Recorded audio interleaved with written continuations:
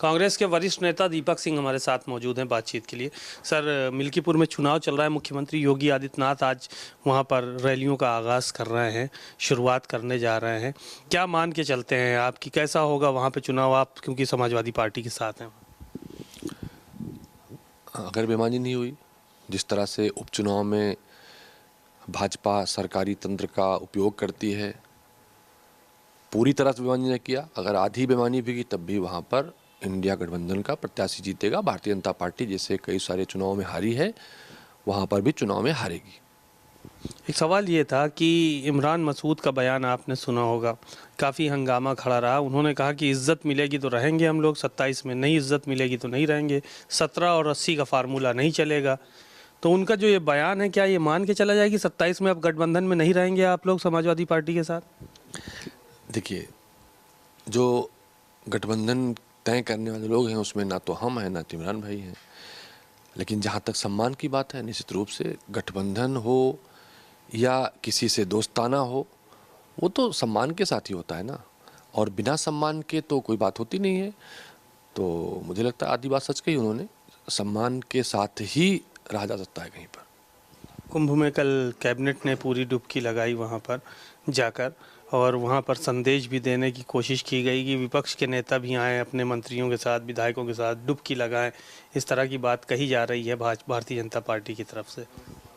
जब भारतीय जनता पार्टी नहीं थी, जो स्नान के नाम पर पिछले कुंभ में किए गए पाप को, जनता के साथ किए गए छलाओं का पाप धोने के लिए कुंभ में गए थे, जब वो भी नहीं थे, तब भी कांग्रेस पार्टी के नेता हर कुंभ जाते हैं, हमारे वरिष्ठ से वरिष्ठ नेता जाते हैं, सारे कार्यकर्ता जाते हैं, हमारे सेवा दल का कैंप लगता है, हम लोगों की मदद भी करते हैं निःशुल्क। तो भारतीय जनता पार्टी इवेंट वाली पार्टी है, इनके नेता टीवी और कैमरे पर दिखावा करते हैं, धर्म की आड़ में पाप करते हैं। तो कांग्रेस पार्टी धर्म के नाम पर राजनीति नहीं करती, धर्म के साथ काम करती है। और जहाँ तक उनके आमंत्रण का सवाल है, कुंभ किसी के बाप की बपौती नहीं है। जब संविधान नहीं बना था, जब राजतंत्र भी स्थापित नहीं हुए थे, आदिकाल से कई सारे पुराणों में, सबसे पुरानी किताबों में कुंभ का उल्लेख है, कुंभ का महत्ता है। तो भारतीय जनता पार्टी वही होता है ना कि बहुत छोटे मुंह से बहुत बड़ी बात करती है। दिल्ली में चुनाव चल रहे हैं, कांग्रेस पार्टी अपने आप को कहाँ पे देख रही है? क्योंकि आपके सारे सहयोगी दल अलग अलग चुनाव लड़ रहे हैं, आपके तो कोई साथ भी नहीं है, यहाँ तक कि समाजवादी पार्टी भी साथ में नहीं है आपके वहाँ पे। कांग्रेस पार्टी के साथ दिल्ली की वो जनता है जिसके साथ छल हो रहा है, जिसके साथ पिछले कई वर्षों से दिल्ली को पीछे किए जाने की साजिश हो रही है, सत्ता के रूप में, मुफ्त के धोखे के रूप में।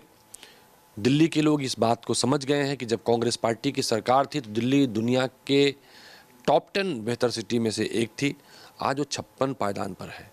दिल्ली में प्रदूषण का स्तर लगातार बढ़ रहा है, ट्रैफिक बढ़ रही है, वहाँ पर काम रुके हैं। जिस तरह से दिल्ली एक फ्लाईओवरों का जाल कांग्रेस पार्टी ने बिछा दिया है, वो दिल्ली उसे मिस कर रही, याद कर रही, और कांग्रेस पार्टी को लाना चाहती है।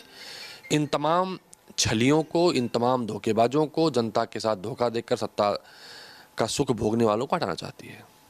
चलिए, धन्यवाद बहुत बहुत।